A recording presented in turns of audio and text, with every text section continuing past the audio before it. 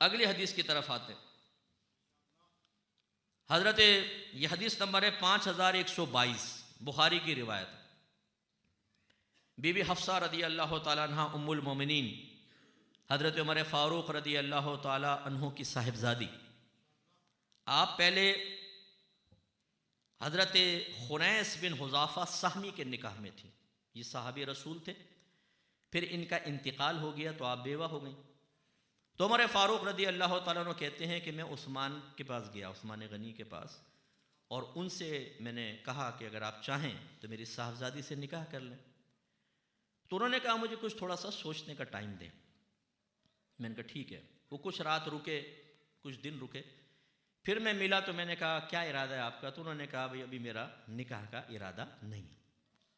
कहते हैं इसके बाद मैं पहुंचा सैयदना सिद्दीक़ अकबर रदी अल्लाह ताला अन्हु के पास, और मैंने कहा कि अगर आप चाहें तो साहबजादी से निकाह कर लें। तो वो खामोश हो गए और मुझे कोई जवाब नहीं दिया। हज़रत उमर फ़ारूक रदी अल्लाह ताला अन्हु बिल्कुल दयानतदाराना अपनी कैफियत बयान करते हुए कहते हैं कि मुझे उस्मान के इनकार से इतनी तकलीफ़ नहीं हुई थी जितनी अबू बकर की खामोशी से हुई। ये कोई तो जवाब देते ना, जवाब ही नहीं दिया। कहते हैं कुछ ही दिन गुजरे थे कि मेरी साहिबजादी के लिए नबी करीम सल्लल्लाहु अलैहि वसल्लम के निकाह का पैगाम आ गया। उम्मुल मोमिनीन बन गई। जब ये हो गया, अब सिद्दीक़ अकबर आए इनके पास और आकर पूछा, लअल्लका वजदत अलैया हीना अरदत अलैया हफ्सता फलम अर्जि इलैका शैयन। ए उमर, जब आपने हफ्सा के बारे में कहा और मैंने कोई जवाब नहीं दिया तो ज़रूर आपने अपने दिल में मेरे लिए कोई ना कोई चीज़ तो पाई होगी। हज़रत उमर फ़ारूक ने हमारी तरह नहीं नहीं जी ऐसा कैसा है, मैं आपसे कोई बदगुमान हो सकता हूँ? जो हमारा फ्रॉड होता है, दिल में कीना भरा होता है, मुंह में नहीं, कैसे हो सकता है यार, कोई बात नहीं कोई बात नहीं। कहा कि नाम, हाँ आपके बारे में दिल में आ गई थी बात। हज़रत सिद्दीक़ वगैरह ने फरमाया फ़इन्नहु लम यमनअनी अन अर्जिअ इलैक। ए उमर, मुझे आपकी तरफ रुजू करने से सिर्फ इस चीज़ ने रोका, फ़ीमा अरदत अलैया, उस चीज़ से जो आपने मुझे पेश की, मुझे रोका किसने? इल्ला इन्नी कुन्तु अलिमतु अन्ना रसूलुल्लाह सल्लल्लाहु अलैहि वसल्लम क़द ज़करहा, कि बेशक मैं जानता था कि सरकार ने बीबी हफ्सा का जिक्र किया था। फलम अकुन लिउफ़शिया सिर्र रसूलिल्लाह सल्लल्लाहु अलैहि वसल्लम, तो मैंने इससे पहले कि सरकार को जवाब देते सराहतन कोई हाँ या ना करते, मैंने सरकार के राज को जाहिर करना मुनासिब ना समझा। वलौ तरकहा, अगर मेरे आका इन्हें छोड़ देते, तर्क करते, निकाह का इरादा ना फरमाते तो क़बिलतुहा, तो फिर मैं इनसे निकाह कर लेता, इनको कबूल कर लेता।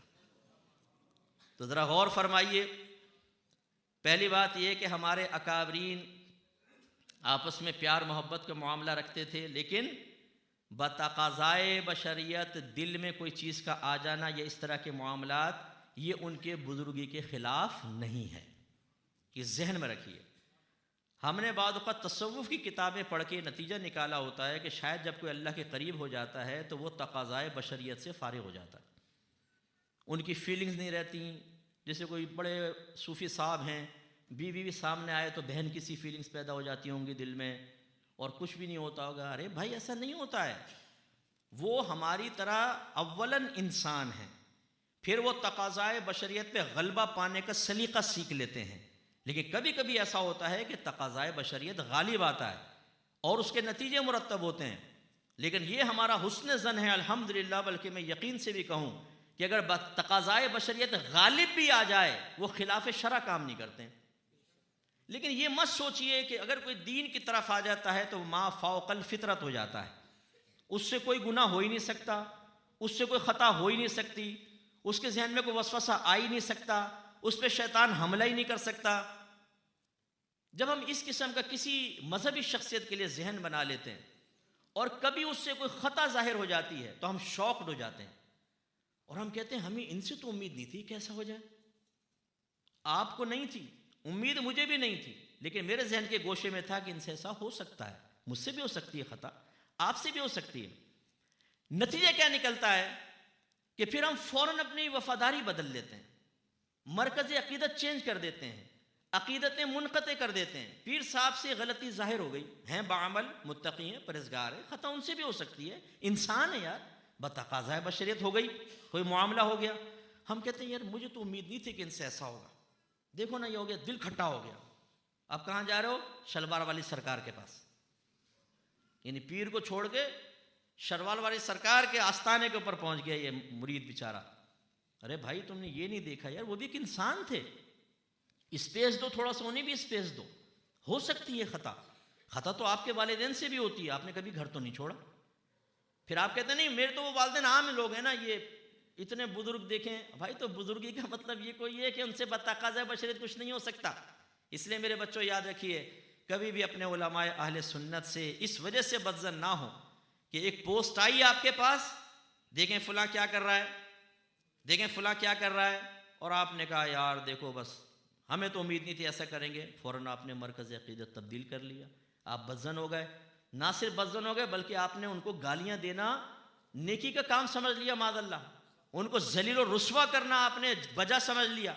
आपने वो पोस्ट अपने व्हाट्सएप ग्रुप्स में आम करके, अगर 2 को पता था तो आपने 5000 तक इत्तला पहुंचाई कि इसने कौन सा कारनामा किया था। और हो सकता है वो तो ताइब होकर अल्लाह की बारगाह में दोबारा मकाम पाले, लेकिन जो आप बदजन और कीना रखकर जहन्नमी बनने की कोशिश कर रहे हैं, और जो इतने लोगों को बदजन करके अपने लिए गुनाह जारिया का सामान कर दिया, उसका तदारुक कैसे होगा? इसलिए ये याद रखें कि हमारे अकाबरीन भी एक इंसान थे। कभी कभार ऐसा हो जाता था, ऐसे मामलात कि देखें दिल में बात आ गई, भाई क्यों मेरी बेटी को मना किया।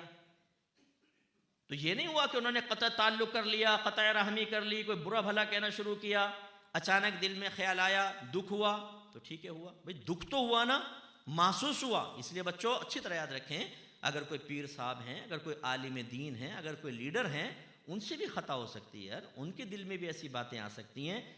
कोई आप जिनको सूफ़ी समझते हैं, जिनको वली कहते हैं आप, उनसे अगर कोई ऐसा मामला हो जाए तो अपने हुस्न अक़ीदत को ख़त्म ना करें, ये हो सकता है। हाँ ये देखें कि अगर वो ख़ता है तो उस पर वो दवाम और इस्तिमरार तो नहीं कर रहे, लग गए हैं बार बार गलतियाँ कर रहे हैं, बार बार गलतियाँ कर रहे हैं, वो एक अलग चीज़ होती है। इसलिए मैंने लफ्ज़ कहे, उलमाए हक़्क़ा में से हों, साहिब इल्म हों, साहिब तक़वा हों, कभी उनसे कोई मिस्टेक आपके सामने ज़ाहिर हो तो सबसे पहले तो ये कि वो मिस्टेक है भी कि नहीं, इसको पाए तहक़ीक़ तक पहुँचाया जाए। चलो फ़र्ज़ करो साबित भी हो गई तो स्पेस दें, उन्हें तौबा का मौका दें, उन्हें रुजू इल्लाह का मौका दें। आप कौन होते हैं, मैं कौन होता हूँ इस ऐसी गिरफ्त करने वाला कि दोबारा इनको इधर आने नहीं देंगे। जब अल्लाह तबारक व तआला अपने बंदे को 1000 बार तौबा करने और 1000 बार फिर तौबा तोड़ने और फिर दोबारा रुजू करने पर अपनी रहमत की आगोश में ले लेता है, तो यार आप और मैं कैसे महरूम कर सकते हैं? इसने आले सुन्नत को तबाह किया।